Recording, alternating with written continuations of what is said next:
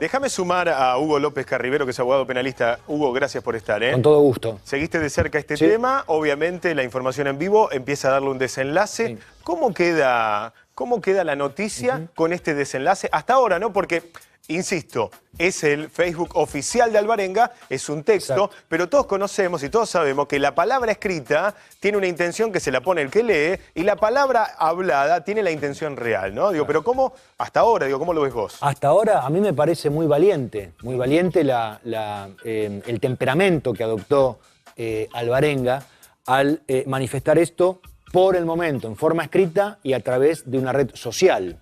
¿Sería conveniente, sería apropiado o pertinente que diese alguna información o alguna explicación a través de una cámara de televisión? A mí me parece que sí, porque se trata de un funcionario público. Claro. Solamente por eso, por ser un funcionario público del cual se lo buscó en el marco de sospechas serias. Si no hubiera ocurrido esto de la conferencia de prensa de Ritondo y si no se lo hubiera mencionado, si esto hubiera quedado en la búsqueda personal, sí, sin difusión mediática, ¿sería diferente? ¿Sería diferente? Yo creo que no. Yo creo que debería hacerse de la misma forma. Debería haberse explicado, miren, estuvimos buscando un funcionario público, estuvo desaparecido, aunque nadie lo haya sabido hasta el momento, durante 3 o 4 días.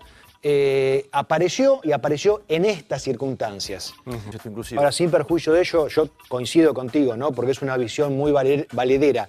Ahora, se trataba de un funcionario público de alto rango en el Ministerio de Seguridad de la provincia de Buenos Aires. No tanto rango. Yo creo que sí, porque era un colaborador bastante estrecho con el ministro Ritondo, de modo tal que era pertinente y era atendible, o durante la búsqueda o después de la aparición, de dar algún tipo de explicación. Bueno, obviamente vamos a seguir con este tema, pero convocamos a Hugo López Carribero también para hablar de otros que tienen que ver con lo que pasa cotidianamente en muchos lugares de la Argentina y la palabra denominador común sería el delito, pero en este caso es bastante particular. Miguel, ¿me contás de qué se trata? ¿Qué pasó en Lanús esta semana que no solamente generó la indignación del dueño del vehículo, de los vecinos, sino también, a veces, el asombro de lo bizarro, ¿no? Es bizarro, es un caso insólito de Lanús. Un ladrón robó 2 veces el mismo día y el fiscal lo liberó. Así como lo viste, ocurrió en tiempo real, ¿no? Con la diferencia de las horas, pero madrugada, la cámara los toma a estos delincuentes desarmando un auto en el medio de la calle. Los detienen, los liberan en la mañana y a las horas nada más, 10 y pico de la mañana, no solamente vuelven a cometer un delito, sino en el mismo lugar y con el mismo auto. Sí. Así fue. La frase que mucha gente repite, acá le pone imagen, entran por una puerta y salen por otra. Así fue. Bueno, yo quería, por favor, si me permiten, dar una explicación, porque lo que dice Miguel Monteleone está muy bien, es la información correcta, pero quería dar una explicación jurídica de por qué pasa esto, qué es lo que sucede. El fiscal Lucero no tiene, por cierto, que las personas que fueron detenidas en el momento en que se estaban desarmando el auto fueron las que robaron el auto. Es decir, ya hay 2 delitos encadenados. ¿Alguien robó el auto? Alguien robó el auto, que no se sabe si son esas personas. Sí. Pero sí se supo que esas personas estaban al lado del auto desarmándolos. Bien. Entonces, no le imputa el delito de robo, sino que le imputa el delito de encubrimiento. ¿Por qué el delito de encubrimiento? ¿Y qué es el delito de encubrimiento? Es tener o pretender tener en su poder una cosa, en este caso piezas de un auto, que sabían que provenían de un delito, sabían que provenían de un robo. En ese caso estarían cometiendo hurto al llevarse partes de un vehículo. Le imputa el delito de encubrimiento. Podría ser el hurto también, ¿no es cierto? Pero ante una situación y otra, elige el fiscal Lucero imputarle el delito de encubrimiento. Es decir, que es tener en su poder un elemento, en este caso una rueda, por ejemplo, que se sabe que proviene de un delito. Es menos grave. Es mucho menos grave. Por eso el delito no es detenible en ese momento, de acuerdo al Código Procesal Penal, por el monto de la pena y dispone su libertad. Ahora, pasa que se reitera el delito. Para simplificarlo un poco más, sí.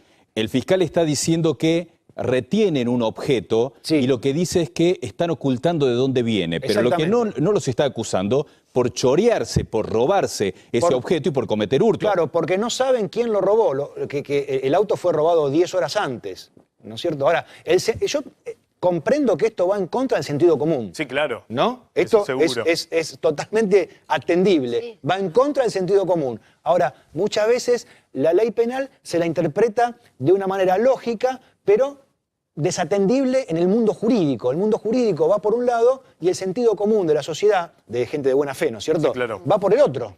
Fuerte el informe y además, como conclusión, si podemos llegar a alguna conclusión, se ve claramente la cadena de delitos que termina con esos autos incendiados en ese lugar, pero que empieza con alguien a quien no sabemos cómo le roban ese auto, porque incluso muchos de esos hechos tienen muertes. Sí, por supuesto que sí, pero yo le agregaría el último eslabón. A ver. El último eslabón de esta cadena, que es, hay gente que no está en condiciones temperamental, ¿no? Anímica, que no tiene capacidad delictiva para esgrimir un arma, matar a un conductor y robarle el auto, sí, que muchas veces pasa. Hay gente que no está en esas condiciones. Tampoco están en otras condiciones similares de robar un auto a mano armada sin dañar al delincuente.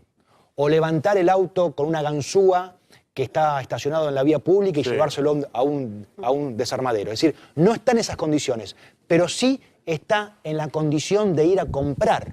Exacto. Ese es el último eslabón. Yo no conozco ningún caso en que se haya detenido, vamos a poner un ejemplo sin tratar de estigmatizar a nadie, o lo voy a poner mejor dicho, a un empleado bancario, a un arquitecto, a un docente, a un conductor de televisión. Ahí está la autocrítica. No conozco ningún procesado que haya sido, en el marco del juicio oral, un juicio penal, haya llevado hacia la justicia en el marco de haber comprado un autoparte, por ejemplo. De eso no conozco ninguno. Incluso este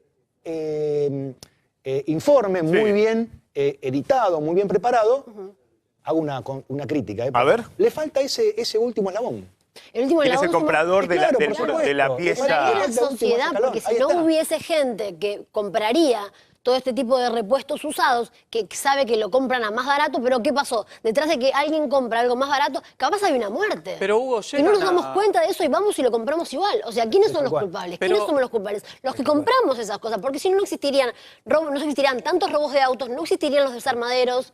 ¿Quién compra en los desarmaderos? ¿Los ladrones? No, los ladrones no compran. Claro. Está bien, Hugo, pero vos decías, el juicio, o sea, no hay ningún condenado por esto. No. Pero llegan los juicios hasta tanto, o sea, por un robo de auto, ¿se llega a un juicio? Bueno, hay veces que no, es cierto. Hay veces que no y las imágenes lo muestran. Porque el personal policial de esa jurisdicción sabe dónde está el cementerio de autos. Y sin embargo permanecen allí hasta que se oxidan. Es decir, no se buscan nunca más. Hay búsqueda de personas. Afortunadamente son halladas, la mayoría. Ahora, búsqueda de automotores robados, preparados para ser comercializados en los desarmaderos, no hay. Esta es la inseguridad cotidiana que vive un montón de gente a la que le roban el auto o le roban en la calle, porque te llevo a otro tema, Hugo, y a todos ustedes también, que tiene que ver con las mecheras. Hoy se conoció un video en Microcentro, unas mecheras en plena acción. ¿Quieren verlo? A ver, ¿lo tenés? La cámara. También, como hablábamos hace un minuto con Hugo López Carrivero, digo, esto es una cadena donde el último es el que compra un celular robado, pero ¿qué puede hacer uno si en el medio de la calle las identifica, como en este informe, que se las señala y obviamente no pasa nada? Pareciera que a través de las imágenes nadie las detiene. Digo, ¿qué puede hacer uno, un ciudadano a pie? En principio, yo te diría, no deberían estar en libertad. Claro. ¿No es cierto? Para tratar de evitar esta pregunta tan pertinente que vos hacés, ¿no es cierto? ¿Qué se debería hacer? No se debería hacer nada porque deberían no estar en la calle. Ahora, lo que cometen es un delito penalmente tipificado de una manera muy débil, muy poco severa, que es el delito de hurto, ¿no? Que es el desapoderamiento de una billetera sin fuerza. Sin fuerza. Sin daño. Que no es el mismo delito que el robo. Que no es el mismo delito de robo que... No hay mecheras presas. Prácticamente no. Las hubo en algún momento cuando tenía muchos antecedentes por otros delitos, pero por este delito no. Es un delito excarcelable, tiene 15 días de prisión solamente como mínimo. Ahora, si se repercutiese la sanción penal en el daño que genera, la situación podría ser diferente. Yo creo que un poco lo que decías vos antes, ¿no? Digo, habría que ir sobre, en este caso, el primer eslabón, la que roba, para ver a quién le vendés vos lo que robás. Claro. Y a partir de ahí empezar un camino, me parece. Ahora, ¿no? Esa cadena tiene un fin, pero también tiene otro principio, que no es solamente el robo, sino el daño que produce al damnificado hacer los documentos, las tarjetas de crédito, el registro de conducir, eventualmente el pasaporte, el DNI. Entonces, me parece en este caso en particular que la sanción penal debería estar en función del daño producido y no del dolo del delincuente. Claro. Hugo, un gusto como siempre. Gracias por haber venido. Con todo mi aprecio. Gracias, de verdad. Gracias a ti.